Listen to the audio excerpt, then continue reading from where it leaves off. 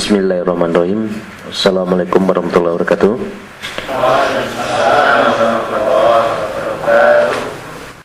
Alhamdulillah alladzi alafa baina qulubina fasbahna bi ni'matihi ikhwana. Asyhadu la ilaha illallah wa la syarika lah wa asyhadu anna Muhammadan abduhu wa rasuluh la nabiyya ba'da.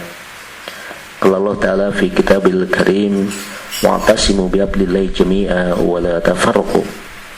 Bapak-bapak yang insyaallah dimuliakan Allah Subhanahu wa taala, alhamdulillah kita pada kesempatan kali ini kembali dipertemukan Allah Subhanahu wa taala dan kita akan melanjutkan diskusi kita mengenai ukhuwah Islamiyah. Pada kesempatan yang ketiga kali ini kita akan memperdalam lagi apa-apa yang telah kita diskusikan pada sesi pertama dan kedua mengenai pembahasan tentang ukhuwah Islamiyah. Pada sesi-sesi terdahulu dapat kita pahami bahwa menjaga ukhuwah Islamiyah adalah satu hal yang sangat diperintahkan dalam Islam, karena ukhuwah Islamiyah akan berbuah pada persatuan umat. Salah satu pilar yang akan dapat menguatkan ukhuwah Islamiyah adalah bahwa hubungan silaturahmi, bahwa hubungan kasih sayang itu harus betul-betul dilandasi karena kecintaan pada Allah Subhanahu wa taala. Kemudian kita juga harus menjaga agar nilai-nilai ukhuwah Islamiyah itu tidak dirusak oleh hal-hal yang dapat memecahkan persatuan umat, seperti misalnya fitnah, adu domba dan kedengkian. Baiklah Bapak-bapak sekalian, kita akan lanjutkan diskusi kita. Untuk itu kami persilakan kepada Bapak-bapak yang akan memulainya. Dipersilakan. Di dalam kehidupan bermasyarakat yang kalau kita kaitkan dengan ukhuwah Islamiyah atau mungkin berkehidupan yang Islami dalam dunia yang serba cepat dan serba instan ini, Pak, apalagi kehidupan sekarang ini yang serba transaksional, rasa-rasanya sangat berat sekali kita berada di tengah-tengah itu ketika kita berkiblat kepada ukhuwah Islamiyah itu sendiri. Memang mestinya kita berpedoman kepada sunatullah dan sunatul rasul, ya. Atiullah atiur rasul wali uli amri minkum, ya. Tapi di dalam implementasi bermasyarakat saat ini memang sangat terasa panas. Tapi seperti apa yang Bapak sampaikan tadi, walaupun di tengah-tengah masyarakat yang hancur sekalipun, kita tetap harus bermasyarakat, ya Pak. Kalau enggak, kita harus lebih baik hijrah karena pahalanya lebih baik. Namun pelaksana ya tidak sesederhana itu. Sekarang permasalahannya, Pak, harus kita memulai dari mana di dalam kita memasuki kehidupan bermasyarakat yang secara nyata kita hadapi. Kita mengikuti ketika kita masuk di dalam pergaulan bermasyarakat itu sendiri, dalam hati itu ada rasa kontradiktif. Suatu contoh begini, kita kumpul malam minggu, kalau orang boleh dibilang gaul, aktivitas di situ adalah main gaple, Pak. Bukan main gaple tidak baik, Pak. Muatan di dalam main gaple ini sendiri saling mengejek, sehingga ada saat-saat tertentu mungkin mencapai pada klimaknya, ya sempat terjadi perselisihan yang sebetulnya itu tidak terjadi, yang semestinya hanya sekedar hiburan, akhirnya berkembang menjadi hal yang kurang baik. Nah, hal-hal yang seperti ini kita mensikapi lebih baik untuk menarik diri. Ya, kita sekedar hadir untuk bahwa saya juga mau bergaul. Kemudian untuk kegiatan yang lain, misalnya gotong royong, nampaknya sekarang ini gotong royong itu sudah hampir punah, Pak. Lebih baik diupah nanti iuran, apalagi hidup di komplek perumahan itu udah nanti diupah selesai, sehingga hampir kerukunan bermasyarakat itu rasanya walaupun sama-sama umat Islam hanya ketemu kita ketika sholat wajib, Pak. Habis sholat, zikir, selesai, doa, sholat sunat, ya sudah pulang, Pak. Kemudian nanti isya juga seperti itu, kembali ke rumah masing-masing, sehingga tidak terpancar di situ ukhuwah Islamiyah yang pernah dicontohkan oleh Rasulullah. Bagaimana pendapat Bapak mengenai hal yang seperti ini? Apa yang sebaiknya kita mensikapi hal seperti itu, Pak? Terima kasih. Menanggapi Pak Ahmad Siono tadi, beliau kan gusar. Saya kira kegusaran Pak Ahmad Siono sama dengan kegusaran kita semua. Yang pertama, tadi kan Pak Ahmad bilang, antara pergaulan yang katanya silaturahim tadi dengan bermasyarakat yang di dalamnya kurang bagus lah gitu ya. Memang benar, dalam situasi seperti ini, masyarakat kita yang sudah membaur, masyarakat perkotaan, di mana sumber-sumber informasi, sumber-sumber pengetahuan yang menjurus ke arah meninggalkan ajaran agama lebih banyak. Di dalam kesibukan kita bekerja, di dalam timing yang begitu rush gitu ya, bertergopoh-gopoh masyarakat kita. Apa masih ada tempat untuk silaturahim gitu ya? Ketika semuanya sudah serba sibuk, bahkan mungkin sekarang ini sudah bisa diwakili oleh SMS, telepon, Facebook, gitu kan, internet dan sebagainya. Apakah masih ada? Kemudian kalau toh ada tempat-tempat kita bersilaturahim, itu biasanya ya itu tadi isinya adalah duniawi, tidak ukhrawi, diskotik, bar. Terus kemudian tadi sarana perjudian, kasino. Nah, kalau tadi Pak Ahmad Siono mengatakan gaple yang isian, nah itu kan yang ada isinya, maksudnya itu judi lah artinya. Tetapi bagaimanapun juga, saya ingin, ini sulit Pak, memang serba sulit. Kita ikut, berarti kita bisa nanti melenceng ke arah yang tidak benar. Mau nggak ikut, dikira kita tidak bisa bergaul, dan memang sulit. Tetapi yang jelas begini, yang paling utama adalah bahwa tadi Pak, kita memagari diri kita dulu.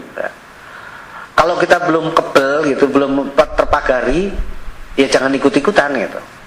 Kalau kita sudah kebel, sudah terpagari, barulah kita berani. Nah, tetapi dalam kaitan ini sebetulnya yang paling utama adalah kualitas daripada silaturahim itu. Memang sulit mencari waktu. Kita pengajian seperti ini saja, itu kadang-kadang untuk mencari waktu yang pas kan sulit banget ya. Untuk mengumpulkan 10-15 orang untuk mengkaji Al-Quran ini Pak Jepun, yang ada alasan waktulah, kesibukanlah dan sebagainya, dinas luar dan itu memang sulit.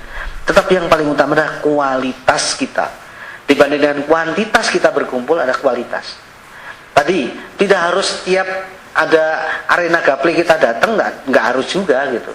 Tapi bagaimana kualitas kita ketika ada yang hajatan, ada yang kumpul dan sekali-sekali, syukur-syukur setiap kali kita bisa datang. Kalau tidak, kita datang sekali, tetapi kita mewarnai.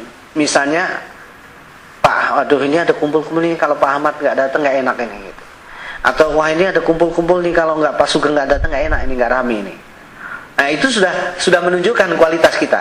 Nah, tapi jangan, wah ini kalau gaple nggak ada Pak Sugeng nggak jalan ini, jangan begitu maksudnya gitu. Tapi kualitas kita ketika kita datang kepada suatu majelis seperti itu, bahwa memang orang mengharapkan kehadiran kita dalam arti yang baik. Jangan sampai kita ini di dalam masyarakat itu seperti masyarakat yang tidak berguna. Kalau dalam majelis seperti ini, ada kita atau tidak ada kita itu sama aja. Kalau istilah dalam pepatah itu mengatakan datang tak genap, pergi tak ganjil. Ada kita ya jalan, nggak ada kita ya jalan gitu. Nah itu kita sudah, wah ini di dalam masyarakat posisinya di mana, kita hanya pelengkap penderita. Nah marilah kita menjadi orang yang mewarnai di dalam silaturahim. Tidak artinya menonjol sendiri, bukan maksud saya begitu loh Pak ya. Tetapi ada manfaatnya kita di tengah-tengah bermasyarakat ini. Kata Rasulullah adalah khairukum anfa'un linnas. Jadi sebaik-baik kamu itu adalah yang paling bermanfaat bagi manusia lain. Jadi ketika kita datang ke dalam majelis, apakah itu majelis gaplean ataupun majelis rebuan atau majelis taklim, kita ditunggu kedatangannya dalam arti yang baik. Kualitas seperti itulah yang kita harap. Nah, kalau sudah ada satu Pak Ahmad Sriono yang bisa menjadi pewarna seperti itu, satu lagi nanti Pak Sugeng, satu lagi siapa, makin banyak orang yang menjadi warna di dalam silaturahim, di dalam bermasyarakat seperti, tentunya masyarakat ini akan semakin baik, semakin baik. Sangat sulit sekali kita untuk terjun di tengah-tengah masyarakat yang memang sudah rusak. Dan memang kewajiban kita tentunya, kalau kamu melihat kemungkaran, maka rubahlah dengan tanganmu, kalau tidak bisa dengan lisanmu, kalau tidak bisa lagi dengan hatimu. Dan itu adalah selemah-lemahnya iman. Sepanjang kita bisa merubah, kita rubah. Kalau tidak, jangan coba-coba. Kalau memang kita tidak mampu, jangan coba-coba. Kita akan menabrak seperti itu. Karena menegakkan kebenaran memang sakit. Kulil haqqi walau kana murra. Tetapi kebenaran harus ditegakkan dalam koridor yang pas. Ya, kalau orang Jawa bilang, benar itu belum tentu benar. Ya, kita bukan nabi, kita bukan rasul. Rasul saja menegakkan kebenaran. Beliau tidak langsung tabrak hantam pleh gitu ya. Kan saya pernah cerita mengenai perjanjian Hudaibiyah. Rasulullah benar dan kaum mukminin benar sekali di dalam perjanjian Hudaibiyah. Tapi mengapa Rasulullah pada saat itu ngalah? Kalah, seolah-olah kalah gitu. Ketika beliau mau menuliskan Muhammad Rasulullah, dicegah oleh orang Quraisy, jangan. Saya tidak kenal Muhammad Rasulullah. Tulis Muhammad ibnu Abdullah. Ketika dibilang ini bahwa kaum muslimin akan naik haji, sudah sampai di pinggir kota Mekah. Kaum Quraisy bilang, enggak boleh, tahun depan baru boleh naik haji masuk ke Mekah. Enggak boleh. Nah, itu Rasulullah, apalagi kita. Jangan kita langsung berharap bisa merubah masyarakat itu sedemikian rupa. Perjuangannya sangat berat. Yang paling penting di awal tadi Pak Ataudin bilang, ibda binafsi. Memulai dari diri kita sendiri. Setiap individu memulai dengan kebaikan, memancarkan energi positif kepada sekitarnya, dan kemudian satu orang memancarkan energi positif, disambut oleh temannya, memancarkan energi positif, semuanya memulai dari diri sendiri. Insya Allah ukhuwah Islamiyah akan tercipta dengan sendirinya. Tetapi kalau semuanya menunggu orang lain untuk melakukan, dia aja nggak mau berbuat baik, saya suruh berbuat baik.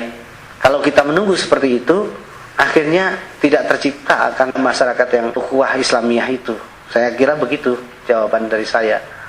Baik, saya juga ingin menambahkan bahwa Bapak Ibu sekalian, mengenai perbaikan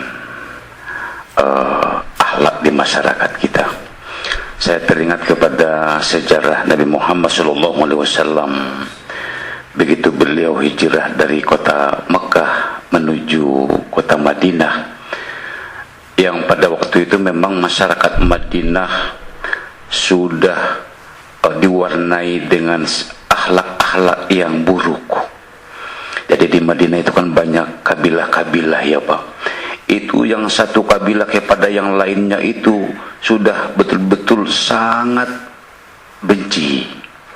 Maka sebetulnya masyarakat inilah yang didapatkan oleh Nabi kita Nabi Muhammad SAW begitu beliau hijrah ke kota Madinah. Tetapi beliau berhasil membangun kota Madinah menjadi masyarakat muslim yang penuh dengan persaudaraan. Ternyata memang resep beliau dalam menyatukan penduduk kota Madinah yang syarat dengan perselisihan itu adalah dengan ucapan beliau. Begitu beliau sampai di kota Madinah, yang pertama kali diucapkan beliau adalah ubsus salam, tebarkan salam. Sehingga memang salam inilah yang menghapus kedengkian, kejengkelan, kebencian di antara sesama muslim. Begitu orang mengucapkan salam kepada kita, ya Allah, dia mengucapkan salam kepada saya. Apalagi datang dia ke rumah kita silaturahmi, ya kan Pak ya. Ya Allah, dia datang ke rumah saya silaturahmi, dia ucapkan salam. Sehingga memang luka-luka yang ada di hati itu terobati. Maka penduduk Madinah pada waktu itu begitu Nabi kita menganjurkan menebarkan salam, para sahabat itu berlomba untuk memberikan salam, siapa yang duluan dapat mengucapkannya. Sehingga dikatakan Nabi kita, orang yang duluan memberi salam dapat pahala 2, orang yang menjawab salam dapat pahala 1. Dan inilah sebetulnya yang mengencerkan perselisihan, kedengkian, sifat-sifat dendam yang ada di masyarakat itu ternyata bisa dicairkan, bisa dihapus dengan menebarkan salam. Sehingga memang kata Nabi, siapa orang mengucapkan Assalamualaikum dapat pahala 10. Dilengkapi lagi salamnya Assalamualaikum warahmatullahi dapat pahala 20. Ya kan Pak? Dilengkapi lagi salamnya Assalamualaikum warahmatullahi wabarakatuh, itu dapat pahala 30. Begitu Nabi kita memberikan motivasi agar salam itu betul-betul disebarluaskan dan dibumikan di kota Madinah pada waktu itu, yang membuat umat Islam yang berselisih menjadi penuh dengan persaudaraan. Yang kedua, resep beliau adalah wasilul arham, jalin silaturahmi di antara kalian. Kemudian kata beliau, atu'amut tu'am, berikan makanan kepada orang-orang yang membutuhkan makanan. Lain ya kan Pak, kalau kita di kantor itu ada orang katakanlah naik golongan, ya kan Pak, beli nasi bungkus, oh itu betul-betul terjalin keakraban di antara kita di ruangan itu. Yang kemudian sebagai manusia kata beliau, untuk membangun kehidupan yang muslim yang baik itu jangan lupa memohon kepada Allah. Karena itu wasallil laila wan nasu niyam, salatlah di malam hari sedang manusia masih tertidur lelap. Disitulah kita memohon kepada Allah bahwa memang kita bisa mendekati orang bukan gara-gara hebatnya kita ya Pak, tapi memang berkat doa kita Allah tundukkan, Allah dekatkan hati orang kepada kita, sehingga ukhuwah itu bisa kita bangun bersama-sama. Oleh karena itu saya bacakan hadis Rasulullah SAW untuk kita amalkan. Kata beliau, sil mangkoto'aka, jalin silaturahmi kepada orang yang memutuskan silaturahmi kepadamu, wa ahsin ila man asa'a ilaika, dan berbuat baiklah kepada orang yang berbuat buruk kepadamu. Ini memang berat ya Pak, tapi kalau kita ini mampu, maka musuh akan mengakui keberadaan kita. Yang ketiga kata beliau, wa qulil haqqo walau kana ala nafsik, katakanlah yang benar itu walaupun terjadi buat dirimu sendiri. Barangkali untuk tambahan begitu. Untuk sementara saya sudah. Assalamualaikum warahmatullahi wabarakatuh. Baik, kita tuntaskan sekalian ini ya. Jadi tadi kan mengucapkan salam salah satunya. Rasulullah pernah bersabda, yang hadis ini diriwayatkan oleh At-Tirmidzi, kemudian Bukhari, Ibnu Majah. Beliau mengatakan ada 7 hak kaum muslimin. Ada yang bilang 6, ada yang bilang 7. Hak sesama muslim. Yang pertama adalah mengucapkan salam. Jadi orang muslim itu punya hak diberi salam. Tetapi sekarang ini kalimat salam yang terkenal dengan Assalamualaikum itu nampaknya sudah menjadi satu kalimat pemanis di bibir, ya kan? Kita rasanya nggak enak kalau datang ke satu majelis nggak mengucapkan salam. Kadang-kadang Assalamualaikum, gitu kan? Memberikan doa keselamatan dengan membentak, gitu kan? Assalamualaikum, waalaikumsalam, gitu kan? Padahal itu adalah doa. Assalamualaikum warahmatullahi wabarakatuh. Aku berdoa semoga Allah memberikan keselamatan kepadamu, rahmat dan berkah darinya.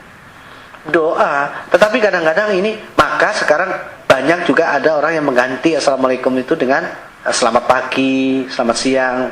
Di dalam Islam itu tidak ada selamat pagi, selamat siang. Ya sudah, Assalamualaikum itulah yang doa. Tapi artinya memang betul-betul masuk ke dalam hati nurani kita, betul bahwa kita mendoakan keselamatan pada teman, saudara, andai taulan kita. bukan hanya sekedar pemanis di bibir pada saat kita pertemuan, membuka suatu pertemuan. Itu yang pertama, mengucapkan salam. Kemudian yang kedua, datang bila diundang.